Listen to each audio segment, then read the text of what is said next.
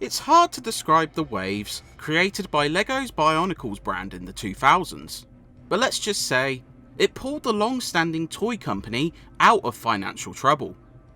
A multimedia expedition that told an intricate story rich with lore, you know a video game adaptation would be inevitable. The road wasn't easy though, with a PC and GameCube title, The Legend of Matanui, being canned mere weeks before its 2001 launch. Instead, LEGO would invest in Argonaut Games' pitch, as the usually reliable developer could promise a launch across multiple platforms.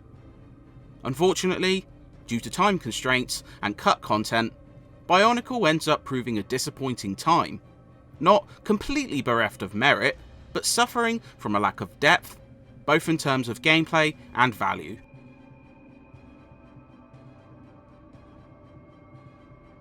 For those not in the know, Bionicle follows the exploits of cyborg protectors of the smaller Mataran, who use their power for good. The game opens with Tahu and Kopaka's battle with the Bohorok. This particular game is partially linked to the Mask of Light film and other narratives from the universe, but unfortunately it suffers from a bevy of issues. Translations from the original source are often incorrect, which can lead to confusion for those who are serious fans of the material. But for those new to this universe, the sheer reduction of narrative and overwhelming use of terminology could leave you completely baffled with what's going on. It proves rather uninteresting for either. Always a pleasure, Golly. I wish that were so, but I bring grave news. Strange creatures have been spied, heading toward Onuahi.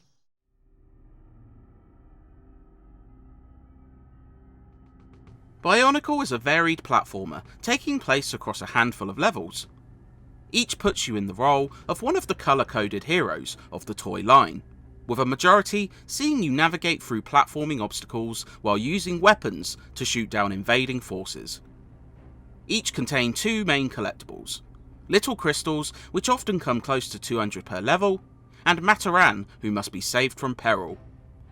There's also a heavy emphasis on shielding yourself from attacks, which are absorbed and allow you to keep attacking.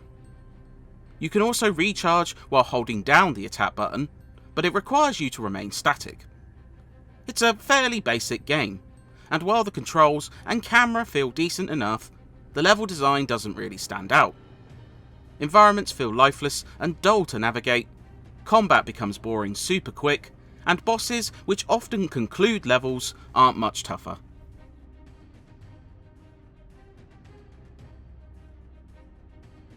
There are a couple of unique level stylings, some of which work better than others.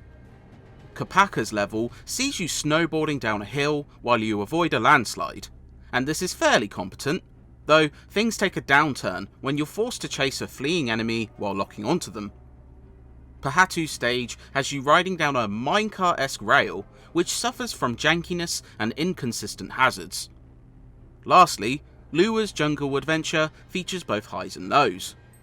The high gliding, tree sliding, and tricky jumps can be fun, but it also showcases how some parts of Bionicle feel unpolished, with the instant deaths sometimes feeling undeserved.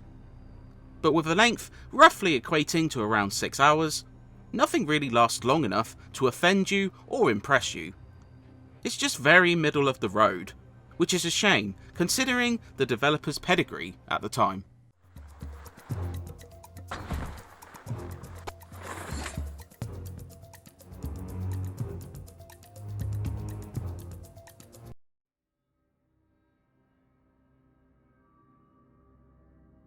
This one definitely doesn't push the system, as while a generally smooth performance does keep the action flowing nicely, much of the game looks unflattering or bland. Environments are generic and uninspired, enemy designs can be counted on a single hand, and there's a great lack of pizzazz to the proceedings. The animations are a bright spot, adding charm to cutscenes and gameplay, such as the little dances heroes do when you stand still. The audio is entirely forgettable. Sound effects sound so weak you'd think a muffler is covering them. The voice acting sounds bored. The music is generic early 2000s platforming fodder, and the writing does little justice to the multimedia enterprise it's based on. Clearly, some parts of the game were rushed.